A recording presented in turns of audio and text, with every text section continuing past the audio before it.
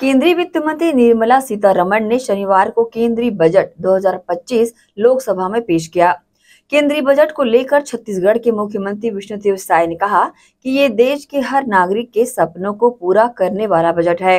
मैं छत्तीसगढ़ के 3 करोड़ लोगों की ओर से पीएम मोदी, वित्त मंत्री निर्मला सीतारमण और उनकी टीम को बधाई और धन्यवाद देता हूं। ऐसा बजट सिर्फ बीजेपी सरकार ही पेश कर सकती है। इस बजट ने पीएम मोदी का एक वादा पूरा किया है। उनका कहना है कि वो उनका ख्याल रखते हैं जिनका कोई ख्याल कांग्रेस शासन के दौरान नहीं रखा जाता था।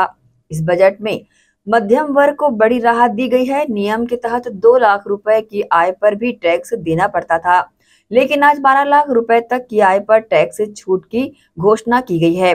इससे मध्यम वर्ग को फायदा होगा, उनकी क्रय शक्ति बढ़ेगी और किसानों के लिए भी ये बजट वरदान साबित होगा। बजट में सबसे बड़ी बात 12 लाख तक के इनकम के लिए पूरी तरह से इनकम टैक्स में कंप्लीट छूट दी गई है। इससे सरकारी कर्मचारियों को, छोटे व्यापारियों को, मध्यम वर्गीय साथियों को इसका बड़ा लाभ मिलने जा रहा है। बहुत बड़ा लाभ होगा। जो लोग अधिकतम 10 लाख तक छूट मिलेगी एक्सपेक्ट कर रहे थे, लेकिन ये 12 लाख तक की छूट मोदी जी ने पूरे देश के मध्यम वर्ग को दिया, जो बहुत बड़े सौभाग्य का विषय है। दूसरा, हमारे छत्तीसगढ़ के किसानों की दृष्टि से, पूरे देश के किसानों की दृष्टि से किसान क्रेडिट कार्ड के अंतर्गत जो लोन मिलता था 3 लाख रुपए तक का के लोन पर 0% ब्याज रहता था। अब ये लिमिट बढ़ाकर 5 लाख कर दी गई है। 5 लाख कर दी गई है, तो 5 लाख तक के लोन पर कोई अब इंटरेस्ट नहीं लगेगा किसानों की दृष्टि से। तो बहुत बड़ा कदम है। प्रधानमंत्री धन धान्य कृषि योजना ये लॉन्च की गई है। इससे जो देश के 100 कंपैरेटिवली एग्रीकल्चर के हिसाब से जो पिछड़े हुए जिले हैं उन पर एक विशेष मिशन चलाया जाएगा। जैसे एस्पिरेशनल डिस्ट्रिक्ट्स का मिशन चलाया गया था, इसमें खेती के लिए अच्छे बीज, सिंचाई, क्रॉप डाइवर्सिफिकेशन, सारी चीज़ों का ध्यान रखा जाएगा। इसका लाभ हमारे छत्तीसगढ़ के बस्तर अंचल के, सरगुजा अंचल के जो कंपैरेटिव तुलनात्मक रूप से पिछड़े जिले हैं उनको इसका बड़ा लाभ मिलेगा। ये बातें बहुत महत्वपूर्ण है। दलहन में विशेष करके मैं कहना चाहूँगा, तुअर, उड़द और मसूर, इनके जो जितने भी प्रोडक्शन होंगे उसको कंप्लीट खरीदी करने का काम सरकार करेगी। ये सब किसान भाइयों की दृष्टि से बहुत महत्वपूर्ण है। युवाओं की दृष्टि से जो सेकेंडरी स्कूल्स हैं, जो प्राइमरी से समझाऊँ 9वीं से 12वीं तक की स्कूल है, उनमें 100% स्कूलों में इंटरनेट की सुविधा भारत सरकार देने जा रही है पूरे देश के हमारे युवाओं को। इससे लर्निंग का लेवल, लर्निंग की स्थिति बहुत तेजी से सुधार होगा।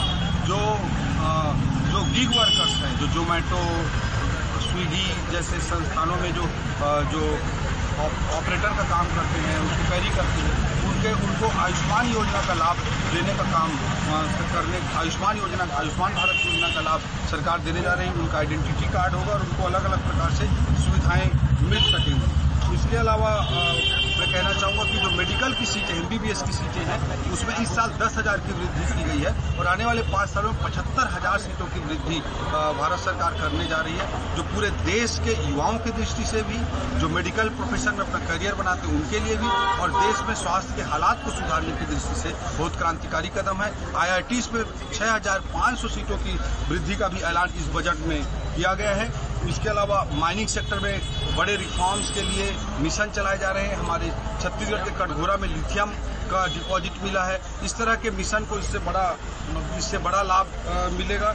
इसी तरह से जो टूरिज्म है, टूरिज्म में अभी पिछले साल आपने देखा कि कंपटीशन में हमने फिल्म जो हमारा बोर्ड है उसके लिए हमको जीत मिली और उसके लिए पैसा मिला भारत सरकार से। गुड़मा राष्ट्र बस्तर का गांव यूनाइटेड नेशन के 20 गांव इसी में शामिल हुआ। तो टूरिज्म में जो बड़े बड़े ऐलान हुए हैं उसका भी लाभ हमारे छत्तीसगढ़ में बस्तर को मिलेगा। और विशेष रूप से रेलवे में, इंफ्रास्ट्रक्चर में, सड़कों में भारत सरकार के माध्यम से छत्तीसगढ़ को बड़ा लाभ मिल रहा है। पिछले साल ही 20,000 करोड़ के नेशनल हाईवेज के निर्माण को स्वीकृति मिली है। उसी दिशा में इस बजट से हमको बहुत सारे लाभ मिलेंगे। ये मेडिकल टूरिज्म के पॉइंट ऑफ व्यू से भी मैं कहना चाहूँगा कि छत्तीसगढ़ की राजधानी नवा रायपुर में हम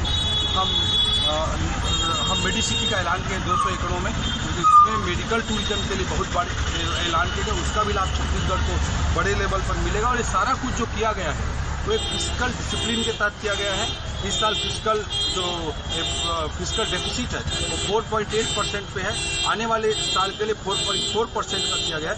इस तरह के इनकम टैक्स की बड़ी छूट देना और 4.4% पे फिस्कल डेफिसिट को कंट्रोल करके रखना, तो जो भी छूट मोदी जी देते हैं वो अपने वित्तीय अनुशासन के तहत देते हैं। ये हम सबके लिए बहुत सौभाग्य का विषय है।